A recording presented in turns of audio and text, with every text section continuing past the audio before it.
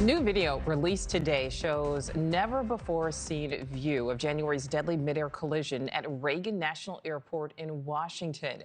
The video shown at the start of today's NTSB hearing, which is investigating the crash that killed 67 people after that Army Black Hawk helicopter and a passenger jet collided mid-air. The NTSB working to find out exactly what went wrong and what could be done to stop it from happening again. January's crash was the country's deadliest in nearly 25 years. NewsNation's Libby Dean is following this hearing, is live there in D.C. So, Libby, what have you heard in testimony so far? Nichole, we're learning based on the data that these Black Hawk pilots may believe that they were flying at a different altitude than was actually being represented on this aircraft. And that is a discrepancy that was laid out in the first few hours of this hearing throughout the panels. But most importantly, of course, is the families who are here today to represent their loved ones who lost their lives during this deadly aircraft collision that happened nearly half a year ago. I spoke with some of those family members, but also NTSB Director Homedy directly addressing those family members who are in the crowd right now behind those doors. I want us to take a listen to the chairwoman. We are working diligently to make sure we know what occurred, how it occurred, and to prevent it from ever happening again. Your loved ones are why we fight so hard for safety. They are why we are meeting here today for this investigative hearing.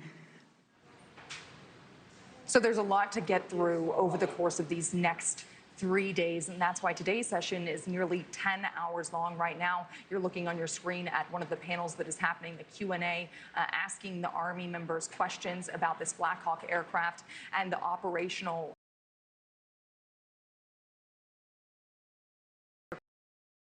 in January that left many people dead. So that is the latest here at the ground of the NTSB boardroom, where the family members of those victims are sitting in the third row listening to this Q&A with members of the Army, the NTSB, the FAA, as well as American Airlines. Nichole? All right, so Libby, as you're digging through those documents released today by the NTSB, what are you learning?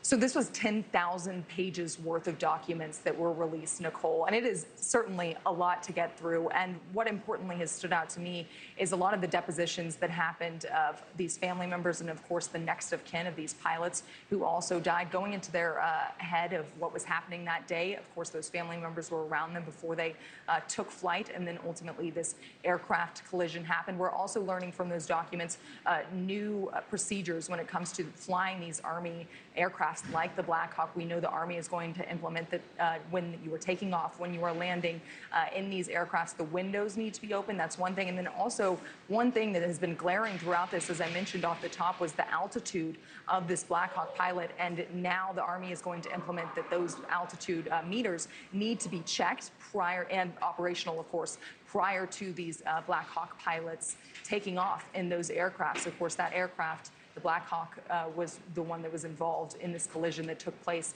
nearly half a year ago. And then I also spoke incredibly emotional, Nichole, with some of the family members who are here today. We're going to have that in the next hour, as well as the attorney who is representing 9 of these families. A lot to learn from them as this hearing continues. Yeah, such a tragic event. All right, Libby Dean, thank you.